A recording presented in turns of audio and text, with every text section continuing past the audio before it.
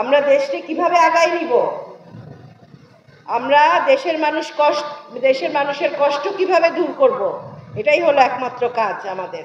হ্যাঁ, তাই আপনাদের নিজেদের ঠিক থাকতে হবে। একটা দেশ উন্নত করতে হলে কিন্তু শৃঙ্খলাবদ্ধ থাকতে হয় এবং মানুষের মুখে হাসি ফোটানোর সময়। এখন কোনো বক্তৃতা স্লোগানের টাইম না। অনেক ষড়যন্ত্র এখন ফরিদপুরের বুকে হইতেছে।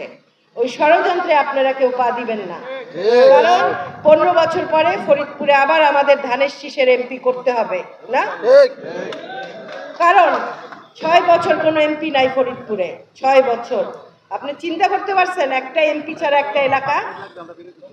খালি একটা কারণ, এই দলের দুর্নীতির কারণ, এই নেতার, আওয়ামী লীগের নেতার দুর্নীতির কারণ। এই ভুল আপনারা আর করেন না। আপনারা ভোট কোনোদিন ভাগ করবেন না। ভোট এক জায়গায় একভাবে আপনারা ভোট দিবেন, সেটা হলো ধানের শীষ। 8 নং কৃষ্ণনগর যুবদলের উদ্যোগে মন্ত্রী দক্ষিণবঙ্গের শিল্পপুরুষ জনাব চৌধুরী, বিশিষ্ট সমাজসেবক ও শিল্পপতি উক্ত সভায় উপস্থিত আছেন কোতোয়ালি থানা বিএনপি ইনশাআল্লাহ নির্বাচনে আমরা এই কৃষ্ণনগর থেকে প্রথম বিজয় আমরা বরণ করে নেব ইনশাআল্লাহ।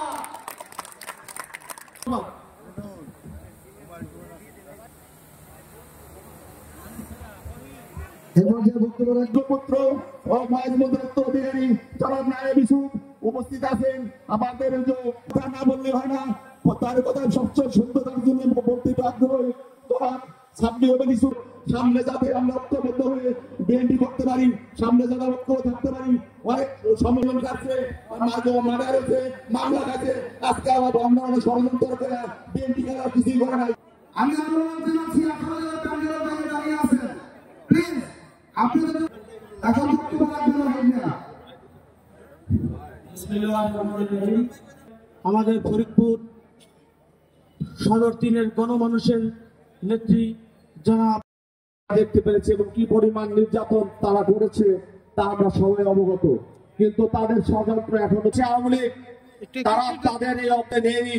তাদের নেত্রী এখনো কি রকম প্রতিহিংসামূলক বক্তব্য দিয়ে যায়। যখনই বিরোধী দলের ছিল তখনই আমরা দেখতে পেয়েছি বাংলাদেশে বিভিন্ন জায়গায় বোম্বিং এর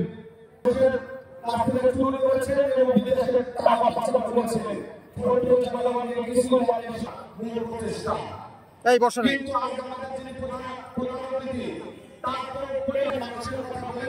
এবং